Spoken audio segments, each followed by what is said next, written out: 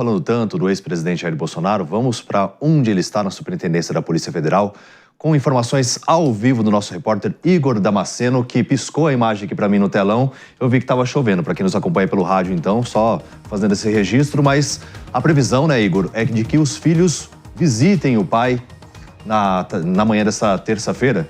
Bom dia. Oi, David. Bom dia a você, bom dia também a todos que nos acompanham. Pelo menos essa é a previsão. Tanto Carlos quanto Flávio Bolsonaro conseguiram autorização do ministro Alexandre de Moraes para virem até a Superintendência da Polícia Federal na manhã de hoje e se encontrarem com o pai deles, o ex-presidente Jair Bolsonaro. Só que cada um vai entrar por vez e a ordem é alfabética. Então, primeiro Carlos Bolsonaro, ele fica 30 minutos com o ex-presidente e depois Flávio Bolsonaro. Eu conversei há pouco com a assessoria de Flávio Bolsonaro. Ela me disse que o senador está voltando para Brasília, está vindo de uma viagem e que deve desembarcar e vir imediatamente para a Superintendência da Polícia Federal. Só que aí há um problema, o tempo, porque na autorização do ministro Alexandre de Moraes, os filhos do ex-presidente têm até às 11 horas da manhã para visitá-lo. Agora são 10 horas e 15 minutos, então são 45 minutos para que eles venham até a Superintendência da Polícia Federal. Então muitos jornalistas já estão questionando se de fato eles vão conseguir chegar a tempo no horário de visita. Lembrando que desde a semana passada, Jair Bolsonaro não recebe a visita de parentes. O último a vir foi Jair Renan, vereador por Balneário Camboriú, e a ex-primeira-dama Michele Bolsonaro. Agora, essa visita, ela deve acontecer num momento de racha na família Bolsonaro. A gente já falou sobre esse assunto, envolve então a aliança do Partido Liberal com Ciro Gomes, no estado do Ceará. Os filhos do ex-presidente concordam com essa aliança. Já Michele Bolsonaro não esconde as críticas, porque Ciro Gomes não faria parte do projeto de Brasil que Jair Bolsonaro preparou para o país. Então, eles acabaram tecendo fortes críticas a Michele Bolsonaro,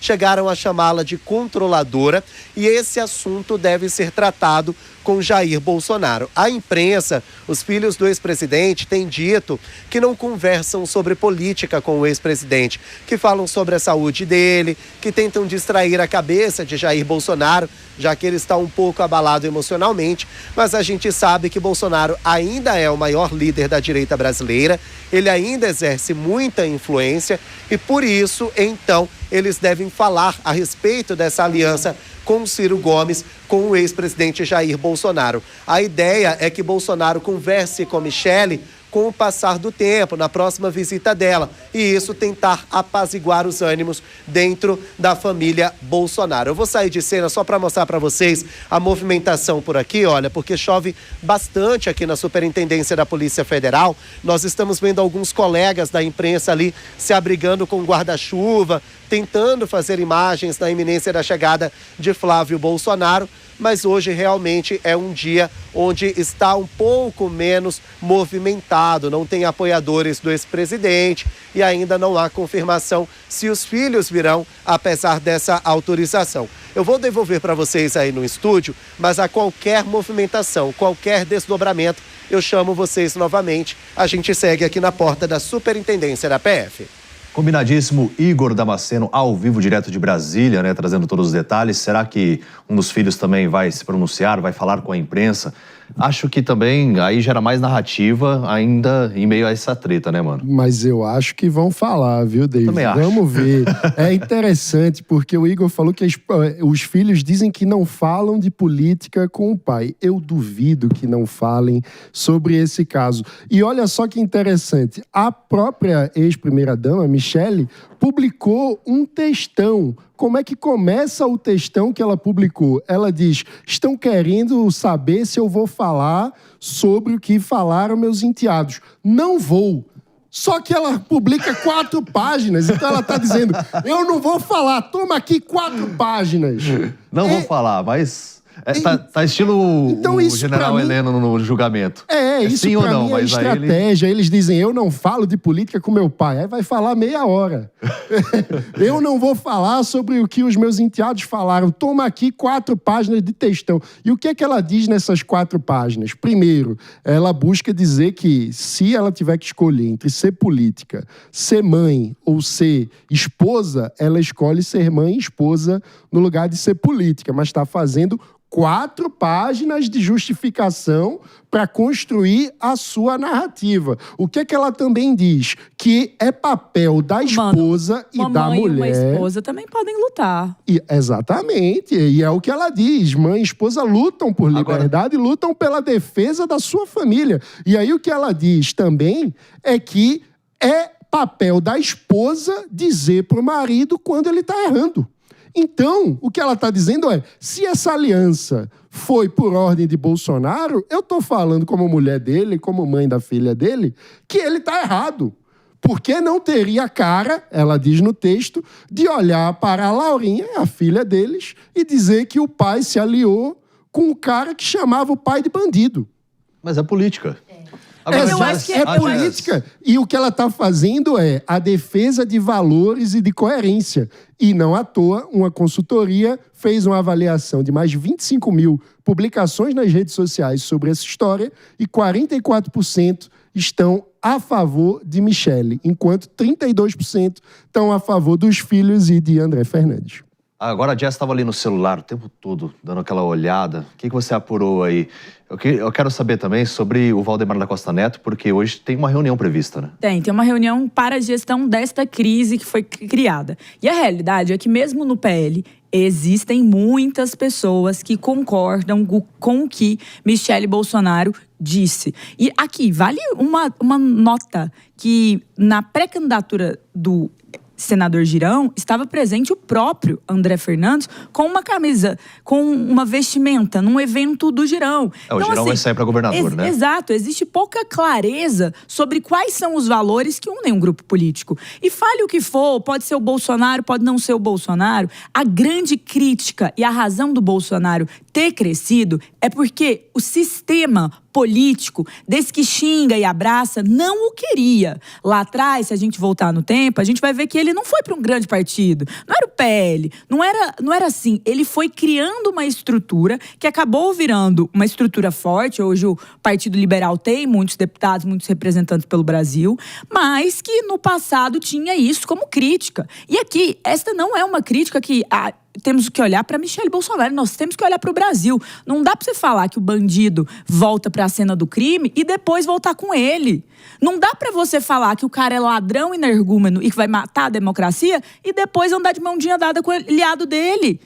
O brasileiro, no geral, tá cansado de hipocrisia. E por mais que queiram falar, ela não fala, ela é autoritária, ela isso, ela tem voz. E como mulher e esposa, ela também tem voz. Ela não tem que necessariamente concordar com tudo que o marido dela vá fazer ou dizer. Então, neste ponto, eu admiro a autonomia que ela teve em relação a isso. Posso concordar que estratégia política não foi dada aqui, mas foi dado algo que eu acho mais caro, que é coerência e falar o que pensa com até responsabilidade em relação ao passado, ao presente e ao futuro. Não dá pra gente ficar esquecendo o tempo inteiro. Não, essa é a estratégia. Eu acho que pode ser uma estratégia, mas é uma estratégia que o brasileiro, no geral, tá cansado. A gente tá cansado do cara que vai lá, bate. Quantas vezes ali no cafezinho da Câmara dos Deputados eu não vi uma pessoa subir na tribuna, falar mal, chamar de bandido e depois de sentar tomar um cafezinho? Não, é ócios do ofício.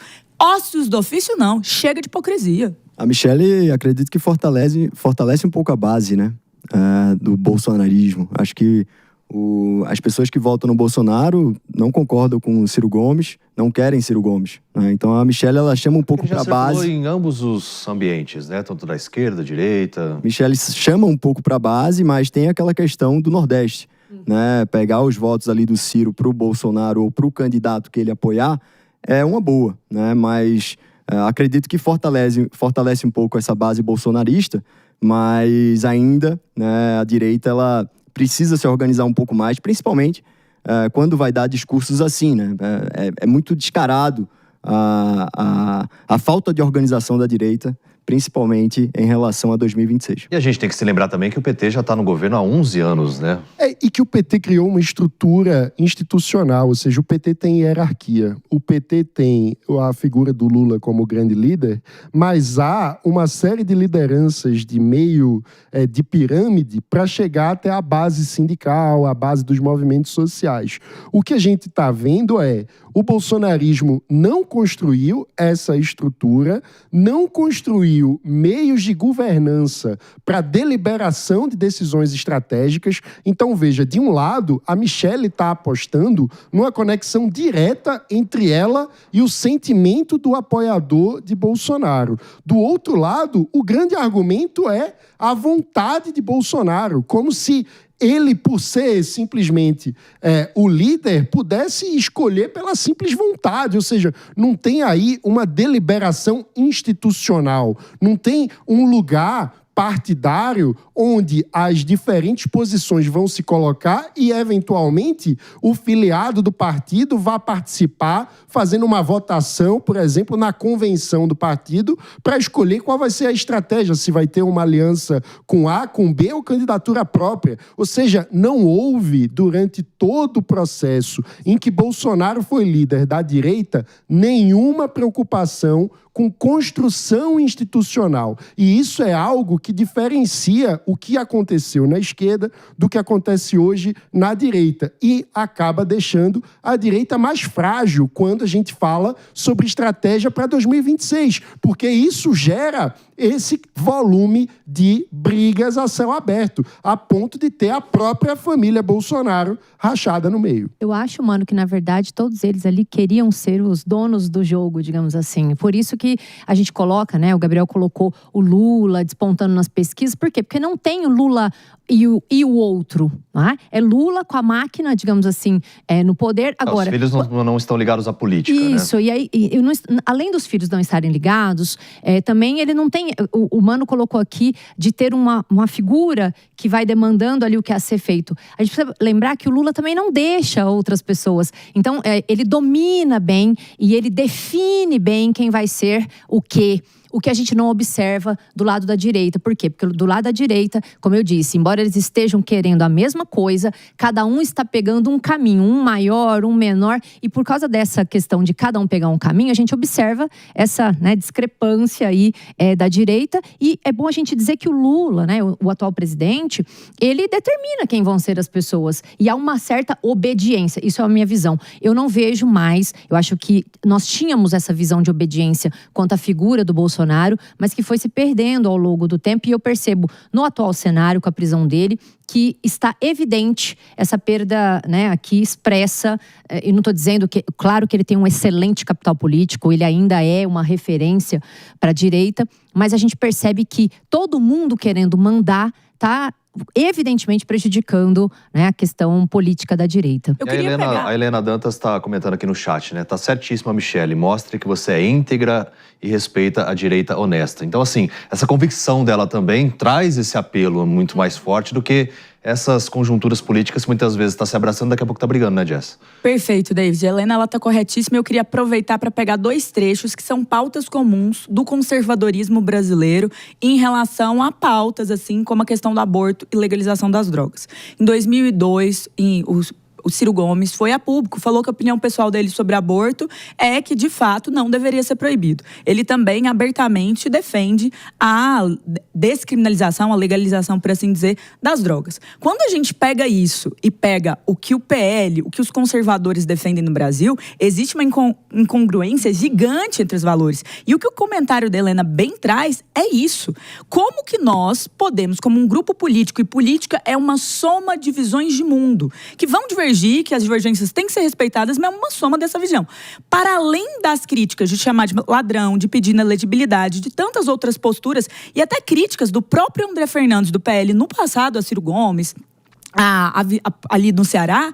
Para além disso, quando a gente olha para as causas não combinam. A visão política não combina. Então, como que o meu aliado pode ter visões tão antagônicas e representar comigo o mesmo grupo político? Como que eu posso pedir para o eleitor da direita no Ceará, a direita tá com esse cara que tem uma visão de legalização, às vezes, de fim da proibição do aborto e de descriminalização, legalização das drogas? Não faz sentido. Mas o eleitor não é toca assim. nessas pautas, né? Mas para mim, não é sobre tocar ou não. Para mim é sobre a identidade política do sujeito e até mesmo como, na verdade, essa identidade política dialoga com o lado que eu tô. A pessoa de direita, muitas vezes, vai ter um posicionamento e a de esquerda vai ter outro posicionamento. E tá tudo bem. Não dá pra gente querer tratar eleitor como, você vai votar nesse aqui. Se não votar, votar nesse. Eu concordo que não dá pra ter essa relação hierárquica e, no fim das contas, autoritária com o eleitor. O eleitor tem que ser soberano e a cidadania precisa ser participativa. Então, uma das minhas grandes críticas ao sistema político brasileiro é como os caciques e lideranças